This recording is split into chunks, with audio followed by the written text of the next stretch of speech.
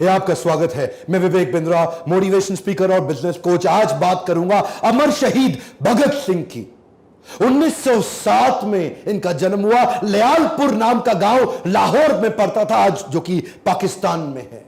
मां विद्यावती कौर, पिता किशन सिंह। बचपन से ही जो लाहौर में एक स्कूल था जो कि ब्रिटिश सरकार का, ब्रिटिश हुकूमत से इन्फ्लुएंस स्कूल था, उसको ज्वाइन नहीं किया। दयानंद एंग्लो वैदिक पद्धति के द्वारा जो स्कूल, जिसको आजकल डीएवी बोलते हैं ना, दयानंद एंग्लो, आर्य समाजी माहौल में पढ़ना इन्होंने चुना। शुरू से ही इतना पढ़ाई में तेज, इतना तेज कि बचपन भर में इन्होंने लगभग 50 किताबें स्कूल टाइम में ही पढ़ डाली, जो कि अपने स्कूल से अलग किताबें थी। पॉलिटिकल रिफॉर्म, सोशल रिफॉर्म, किसी भी प्रकार के इकोनॉमिक रेजिम पे जो किताबें, इनका बड़ा इंटरेस्ट था। जो एकाकी की भावना थी ना भगत सिंह में, वो सीखना चाहिए। एकाकी की भावना, सिलेक्टिव लिसनर थे, हर जगह खड़े नहीं होते थे, उठते बैठ, जिधर आजादी आजादी आजादी आजादी, ये भावनाएं दिमाग में बचपन से घुस गई। छोटे थे, 1919 में अप्रैल 13 को जलियांवाला बाग कांड हुआ। बस इतने छोटे से में 11-12 साल के 40 किलोमीटर दूर पैदल चले गए। उसी जलियांवाला बाग में पहुंच गए। वो आवाजें कौन रही थी इनके दिमाग में, जो वो लाशें थी वहां पे, कितने लोग चले गए। काफी लोग तो वहां पास में पड़ा कुआं था, उसी में डूब गए, उसी में कूद के छलांग मार के, क्योंकि जनरल डायर ने जो गोलियां मारने का सबको आदेश दे दिया। कहते हैं कि आज भी उस कुएं से पानी निकालो तो उसमें रक्त की बूंदें मिलती हैं आज भी। ये वहां से खून से भरी मिट्टी को बर्तन में डाल के लिया एक बोतल में, और घर में लाके इतने सुन्न हो गए। सोचो छोटा सा बच्चा है, क्योंकि इसके दिमाग में ना वो घुस चुका था। इसकी बहन ने पूछा क्या हुआ, बता दे क्या हुआ, इतनी देर से क्यों आया। ये बोला ये खून मेरे उन शहीदों का है, देशवासियों का, जिसका मैं बदला लूंगा, अंग्रेजों को मार भगाऊंगा। जब इनके पिता खेती किया करते थे ना, बोले आम की गुठली क्यों बोई, पिता से पूछते थे। पिता कहते थे बेटा आम लगेंगे, पेड़ लगेगा। ये कहते थे ठीक है जी, मैं बंदूक बो दूंगा ताकि बंदूकों का पेड़ लग जाए। इतने छोटा सा बच्चा क्या सोच रहा है, कहता है कि मुझे बंदूक इसलिए चाहिए ताकि अंग्रेजों को भगा दूं। 1920 के आसपास गांधी को देश से बहुत ताकत, बड़ा सहयोग मिल रहा था। गांधी उस समय पावरफुल आवाज बन चुके थे देश की, जिन्होंने आम जनता की आवाज को उठाया। अहिंसावाद, वो क्या कहते हैं, मुझे लड़ना नहीं है, लड़े बिना अंग्रेजों को, गोरों को भगा दूंगा। नॉन कोऑपरेशन मूवमेंट चालू किया। ये नॉन कोऑपरेशन मूवमेंट आपने इतिहास, हिस्ट्री में जरूर पढ़ा होगा। क्या कहते हैं, असहयोग आंदोलन। गोरों का लाया, गोरों का बनाया, जो कुछ रिजेक्ट करते जाओ, रिजेक्ट करते जाओ, रिजेक्ट करते जाओ, पागल लोग चले जाएंगे देश से। गांधी बोले शांति से करा दूंगा इस काम को, और पूरा देश मान गया। उस समय बड़े प्रभावित थे शहीद आजम भगत सिंह उनके विचार से, वो भी ज्वाइन कर गए। उन्हीं दिनों चौरी चौरा नाम का एक स्थान, जो कि गोरखपुर में बिहार के नजदीक आज भी पड़ता है, वहां पे 1922 में, उस समय 14 साल के रहे होंगे भगत सिंह, 1922 में इन्होंने एक पुलिस थाने के सामने जोरदार प्रदर्शनकारियों ने शोर मचाया। वहां एक बाजार में अंग्रेजी शराब बिक रही थी, अंग्रेजी कपड़े बिक रहे थे। वहां इन्होंने शोर मचाया कि गोरे वापस जाओ और ये कपड़े और शराब की बिक्री बंद करा दो। और जो वहां का जमींदार था, अंग्रेजों से इन्फ्लुएंस था गोरों से उस समय, उस जमींदार ने गुप्तेश्वर सिंह नाम के थानेदार को रिक्वेस्ट किया, भाई ये बंद करा दो, मेरा धंधा खत्म हो जाएगा, इसको बंद कराओ। और चौरी चौरा में तभी पुलिस वाले बाहर आ गए। उन्होंने हवाई फायरिंग करी, बोला बंद करो इस आंदोलन को। ये बोले हम क्या कह रहे हैं, हम तो कुछ नहीं कह रहे, हम तो कह रहे हैं हम केवल अंग्रेजी सामान नहीं खरीदेंगे, शराब नहीं खरीदेंगे, कपड़े नहीं खरीदेंगे। लेकिन गुप्तेश्वर सिंह माना नहीं। अच्छा, भीड़ 4000 लोगों की थी। वहीं गुप्तेश्वर सिंह ने कई गोलियां हवा में चलाई, ये नहीं माने, उन्होंने 2-4 को गोली मार दी। वहीं 2 प्रदर्शनकारियों की वहीं मृत्यु हो गई। भीड़ और आग बबूला हो गई। गुप्तेश्वर सिंह ने हवा में और कई गोलियां चलाई, बोला मार दूंगा। फिर सामने गोलियां चलाई, वहां के दरोगा थे ना, वो उनको तो करना था। और जब गोलियां चलाई उन्होंने, 3-4 लोग जैसे ही और मरे। इतने में ये तैयार नहीं थे दरोगा, इनकी गोलियां खत्म हो गई, भीड़ आ गई। और भीड़ ने, जब इनकी गोलियां खत्म हुई तो उनको मारना शुरू किया पुलिस वालों को, और मारते मारते ये भगा के उनको थाने में ले गए, थाने को आग लगा दी। कई 17 पुलिस कर्मियों की उसी थाने के अंदर मौत हो गई, आग के नीचे जल गया। और वहां पे गांधी को बहुत आहत हुई। बोला मैं कह रहा हूं असहयोग, अहिंसा, और तुमने इतनों को मार दिया। वो दिन नॉन कोऑपरेशन मूवमेंट गांधी ने वापस लिया, और जैसे ही मूवमेंट वापस लिया, ये लोग परेशान हो गए। भगत सिंह और उनके जितने प्रकार के उसी विचारधारा के लोग, वो बोले 2 दल बन गए। गरम दल, नरम दल। नरम दल गांधी का था और गरम दल भगत सिंह जैसे लोगों का था। उन दिनों बोल्शेविक मूवमेंट रशिया का था, उससे ये बड़े प्रभावित थे। मैंने बताया ना, विदेशी किताबें भी बहुत पढ़ते थे।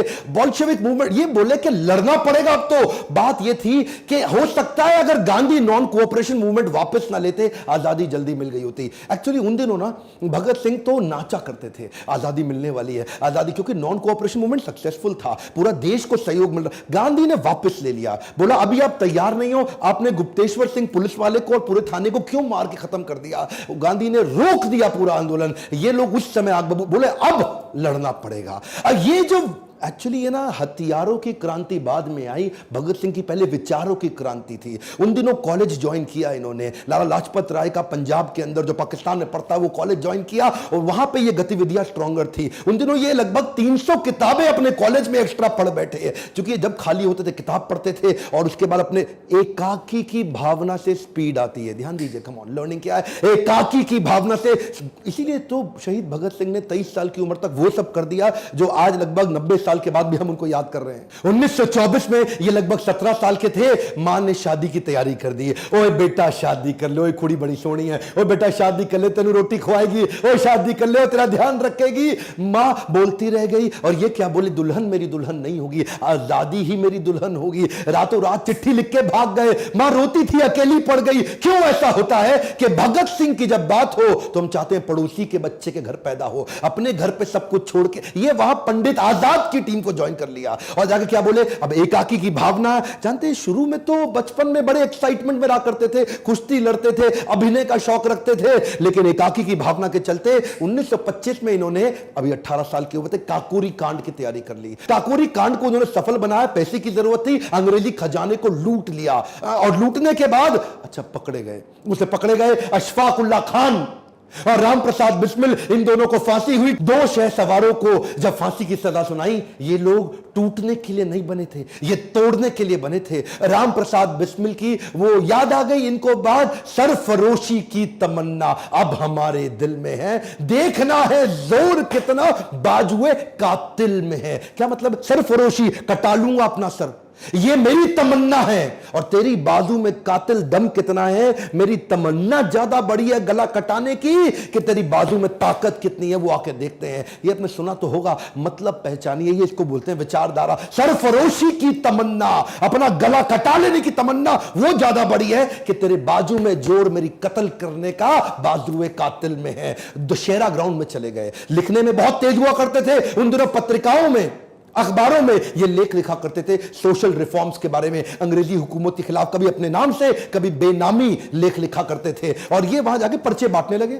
दशहरा ग्राउंड में हजारों की भीड़ होती है, अपनी टीम तैयार करनी है, इनको लोग जोड़ने हैं, अंग्रेजी हुकूमत के खिलाफ पर्चे बांटते। पकड़े गए, वहां बम फोड़ के भागने लगे, फिर पकड़े गए। और इस बार इनसे, अच्छा, कोर्ट जानती थी कि इसको छोड़ना नहीं है, पुलिस जानती थी अंग्रेजी हुकूमत छोड़ना नहीं है। जब बेल की बात करी, 60,000 रुपए मांग लिए। ये 60,000 रुपए, थोड़ा सा मैं चाहता हूं आज व्यूअर्स को कि विजुअलाइज करो, आज के 60,000 रुपए नहीं, 90 साल पहले के 60,000 रुपए। कितने ही कितने खेत बेच के वो जमानत दे के इनको बाहर निकाला, ये अगली तैयारी में लग गए। 1928 में जब लगभग 20 साल के थे, लाला लाजपत राय, जो कि थे तो उनके गुरु के समान, लेकिन विचारधारा में फर्क था। लाला लाजपत राय नरम दल के थे, ये गरम दल के थे। उन्होंने कन्विंस कर लिया कि साइमन कमीशन के खिलाफ हम नारेबाजी करेंगे, लाहौर में ऐसी नारेबाजी करेंगे कि साइमन कमीशन वापस जाओ, वापस जाओ, वापस जाओ, बिना हथियार के करेंगे। ये लाला लाजपत राय के कहने पे आ तो गए, लेकिन वहां पुलिस वालों ने इन पे इतना लाठीचार्ज किया, इतना लाठीचार्ज किया,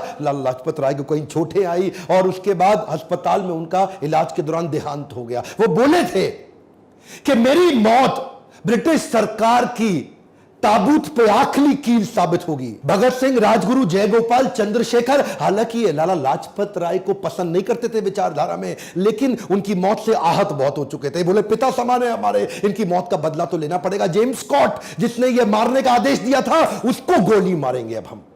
चारों ने तैयारी कर ली। वहां कोतवाली के सामने लाहौर में चारों ने अपनी अपनी जगह बना ली और स्कॉट के बाहर निकलने का थाने से इंतजार कर रहे थे कि गोली मार के भागेंगे उसको। गलती हो गई, स्कॉट की जगह डिप्टी सुपरिटेंडेंट ऑफ पुलिस उस समय सॉन्डर्स, वो बाइक से निकला और राजगुरु ने उस पर गोली चला दी, एक गोली मारी उसको, यहां भगत सिंह भाग के आए, 3 गोली सर में और मार दी, इंश्योर कर दिया खत्म कर दे। पीछे से एक वही थानेदार हिंदुस्तानी था, वो भागते हुए आया था उस समय, बोला चंद्रशेखर आजाद ने तुझको नहीं मारना चाहते, तू इंडियन है, वापस चला जावा, लेकिन क्योंकि वो पुलिस के इन्फ्लुएंस में ब्रिटिश सरकार के था, उसको भी गोली मार के ये भाग गए। डीएवी कॉलेज था वहां पे, उसकी बिल्डिंग के पीछे से, क्योंकि वहां इनकी चलती थी, छुपते छुपाते भाग के निकल गए। अब धरपकड़ चालू हो गई। इन्होंने क्या किया, अगले दिन, अभी यहां रुके नहीं, अगले दिन पर्चे लेके लाल स्याही से लिख डाला, पूरे लाहौर पे चिपका डाला दीवारों पे कि हमने लाला लाजपत राय की मौत का बदला सॉन्डर्स को मार के उसकी हत्या करके ले लिया है। ये तो ब्रिटिश सरकार की बड़ी हार थी, उनका दिमाग अब हिल गया, अब उनकी बुद्धि चकरा गई कि भाई इनको पकड़ना है। ये लाहौर से निकलने वाले हर नौजवान पे नजर रखे हुए थे, ये किधर है, ये किधर है, इसको पकड़ना है। इन्होंने लाहौर से भागने की योजना बनाई। उस समय भगवती चरण वोरा की पत्नी दुर्गा भाभी, ये उनके पास गए राजगुरु और भगत सिंह, और उनको मना लिया कि वो इनकी पत्नी का रोल निभाए थोड़ी देर के लिए। और हालांकि सरदार थे, ये सिख थे, इन्होंने अपनी दाढ़ी मूछें काटी और पगड़ी हटाई, बाल काट लिए और बढ़िया सी हैट, अंग्रेजी पोशाक पहनी, ओवर पूरा फुल लेंथ सूट पहना, टाई लगा के अंग्रेजों की तरह, और दुर्गा भाभी को साथ में अपनी पत्नी, और वहां पे जाकर के रेलवे स्टेशन पे पहुंचे। अच्छा, राजगुरु को उन्होंने नौकर बनाया, उसको 2nd क्लास की स्लीपर टिकट दिलाई और खुद 1st क्लास एसी की टिकट ली, और वहां जाकर के लगे रहे अंग्रेज ढूंढने में, लगे रहे। उस समय इनको पहचान ही नहीं पाया, इन्होंने पूरा चेहरा मोहरा सब बदल लिया, निकल के भटिंडा के रास्ते कलकत्ता की ट्रेन पकड़ ली और निकल गए। ब्रिटिश सरकार की मजदूर विरोधी नीतियों से ये बहुत दुखी थे, परेशान थे, उसके खिलाफ आवाज उठा रहे थे, ब्रिटिशर्स सुन नहीं रहे थे। फ्रेंच रेवोल्यूशन के दौरान 1893 में फ्रेंच असेंबली के अंदर भी लो इंटेंसिटी का बॉम्ब फेंका गया। उन दिनों ये किताबें पढ़ते ही थे, दुनिया भर में देख रहे थे कि आजादी के लिए क्या क्या चल रहा है, इन्होंने भी तैयारी करी। बटुकेश्वर दत्त को अपने साथ लिया, एक लो इंटेंसिटी का बॉम्ब तैयार किया और कुछ पर्चे लिखे वहां पे, और अचानक वहां पे जाके असेंबली, सेंट्रल असेंबली में पहुंच गए, खाली जगह ढूंढी और वहीं बॉम्ब फेंक दिया। लो इंटेंसिटी का बॉम्ब था, किसी को नुकसान ना पहुंचे, धुएं का गुबार हो गया। पर्चे उठा के हवा में फेंके और हर पर्चे पे लिखा था, बहरों को सुनाने के लिए धमाका जरूरी है। क्या बोले? बहरों को सुनाने के लिए धमाका जरूरी है। और ऐसा धमाका, धुएं के गुबार में भाग के निकल सकते थे, चाहते तो चुपचाप वहां से चले जाते, लेकिन वहां गायब हो जाते, कोई पकड़ नहीं पाता, लेकिन जानबूझ के वहीं चिल्लाना, इनकलाब जिंदाबाद, इनकलाब जिंदाबाद, और जाकर अपने आप को पकड़वा दिया कि ले लो मुझको। ये एक ऐसा लड़का था, सबको जीना पसंद है और मौत भी सबकी आनी है। ये वो लड़का था जो अपनी डेथ को डिजाइन कर रहा था। ये चाहता था कि अब मुझे अंग्रेजी हुकूमत पकड़ ले, क्योंकि हो सकता है माहौल ठंडा होने वाला है। सोचिए, एक 21 साल का लड़का अपनी कुर्बानी की, अपनी डेथ को डिजाइन करने जा रहा है, शहीद होने जा रहा है। कहता है मुझको पकड़ो, और मैं तो वैसे ही एनार्किस्ट हूं, मैं तो वैसे ही आपकी हुकूमत की, मुझको गोली मार दो, मुझको गोली मार दो। एनीवे, जिसको फांसी की सजा सुनाई गई इन दोनों को। अब इनका लगभग 2 साल का कारावास था। पर यह एक ऐसे क्रांतिकारी जो जेल में भी आजाद थे, वहां पे भी अपनी क्रांति, नाक को चने चबवा दी अंग्रेजों को, उनके नाक में दम कर दिया। क्योंकि वहां पे फूड और फैसिलिटी ठीक थी नहीं, वहां पे जेल में 10 बाय 10 के कमरे में 10-10 कैदियों को रखते थे, बर्तन ठीक नहीं थे, खाना ठीक नहीं था, रोशनी की सुविधा नहीं, बिजली कोई था नहीं, खिड़की हुआ नहीं करती थी, इतना बुरा हाल। इन्होंने उसके खिलाफ अंदर आंदोलन चालू कर दिया। अच्छा, अंग्रेज इनसे अब घबरा गए थे, बोले यार इसको ना अलग कर दो, सारे इंडियन इससे इंफ्लुएंस हो जाते हैं। एक नया आंदोलन कर दिया इस आदमी ने। ये 64 दिन के अन्न जल त्याग पे चले गए, कहते आम मरण अनशन, अब कुछ नहीं खाऊंगा मैं। अच्छा, अंग्रेज शुरू में इनको इग्नोर करते थे, अब 2 दिन, 4 दिन, 5 दिन, 64 दिन तक नहीं खाए। क्रांतिकारी यतीन्द्र दास उस समय शहीद हो गए, क्योंकि इतना कमजोर भगत सिंह का वजन रोज कम होता जा रहा था। अंग्रेज घबरा रहे थे, लेकिन ये असल में क्या है ना, इनको, अच्छा उसके बाद भी हंसते थे, डर लगता नहीं इनको, इनके चेहरे पे हमेशा मुस्कुराहट होती थी। इनकलाब जिंदाबाद, इनकलाब जिंदाबाद। घबरा गए, ये क्या बोले? कहते मेरे सीने में जो जख्म है वो तो फूल के गुच्छे हैं, हमें पागल रहने दो, हम पागल ही अच्छे हैं। अंग्रेजों को घुटने टेकने पड़े, हार मान गई इनकी। उन दिनों ये कई लेख भी लिखते थे, ये क्या कहते थे? अंदर भी आंदोलन चलाऊंगा और लिख लिख के बाहर भी आंदोलन चलाऊंगा। इन्होंने एक इंस्ट्रक्शन दी थी, जेल में मुझसे कोई मिलने आएगा तो नई किताब लेके आएगा, कभी बॉल्शेविक रेवोल्यूशन की किताब लाएगा, फ्रेंच रेवोल्यूशन रेवोल्यूशन की किताब लाएगा, लेनिन की लाएगा या मार्क्स की किताब लाएगा। उन दिनों ये बिल्कुल सोशलिस्ट रिफॉर्मर हो गए थे, ये पहले सोशलिस्ट लीडर थे हमारे कंट्री के। उस समय एचआरए को एचएसआरए इन्होंने कर दिया, सोशलिस्ट रिफॉर्म अपने मूवमेंट को बना दिया। देखते ही देखते 300 किताबें और पढ़ डाली और 3000 पन्ने लिख भी डाले। आज उसको बाद बाहर भेजते थे उसको, आज उनमें से कुछ है और कुछ नहीं है। कहते तो थे कि ये एक नास्तिक है, लेकिन भगवत गीता की छोटी किताब और स्वामी विवेकानंद का चित्र जेब में जरूर रखते थे। जेल में भी किताबें पढ़ने की दीवानगी को लेकर अंग्रेज भी बड़े परेशान हो चुके थे। कार्ल मार्क्स और लेनिन से ये विशेष प्रभावित थे। अब इनको फांसी की सजा दे दी गई। ये क्या कहते थे, मैं एक ऐसा पागल हूं जो जेल में भी आजाद हूं। जब इनसे पूछा गया तुम्हारी आखिरी ख्वाहिश क्या है, कहते हैं मैं लेनिन की बायोग्राफी पूरी पढ़ना चाहता हूं, लेनिन की बायोग्राफी पढ़ के ही मरूंगा। जब इनको बुलाया जाने वाला था ना, उस दिन जिस दिन इनको फांसी देनी थी, तो ये क्या बोले, ठहरो अभी, देखते नहीं एक क्रांतिकारी दूसरे क्रांतिकारी से मिल रहा है। और लेनिन की किताब के आखिरी पन्ने पढ़ के ही उठे। 24 मार्च की तारीख मुकर्रर की गई इनकी फांसी के लिए। और जैसे जैसे फांसी के दिन नजदीक आने लगे, किसी को पता लगे ना कि उसकी मौत का समय आने वाला है, उसकी घबराहट बढ़ जाती है, उसकी और टेंशन, उसका आधा वजन वैसे ही खत्म हो जाता। लेकिन ब्रिटिश हुकूमत परेशान थी कि ये और खुश कैसे हो रहे हैं। अरे ये इतने निडर, ये एक्साइटेड है। देश भर में इस तारीख की खबर फैलने से ब्रिटिश सरकार पे प्रेशर बन रहा था कि भाई ऐसा ना हो इनकी फांसी के दिन 24 मार्च यहां बड़ा दंगा हो जाए, ऐसा ना हो कि यहां आग ही लगा दी जाए। बहुत भीड़ आने वाली थी। ये पहली बार ऐसा हुआ कि फांसी का समय जो सुबह का होता है, केवल इन तीनों के चक्कर में 23 मार्च को अचानक आनंद फानन में इनको रात को बुला लिया गया कि तुम्हें फांसी दी जाएगी। इन्होंने प्रेम से मुस्कुराते हुए बोला, पे सर पे कपड़ा मत बांधना और हमारे हाथ मत बांधना।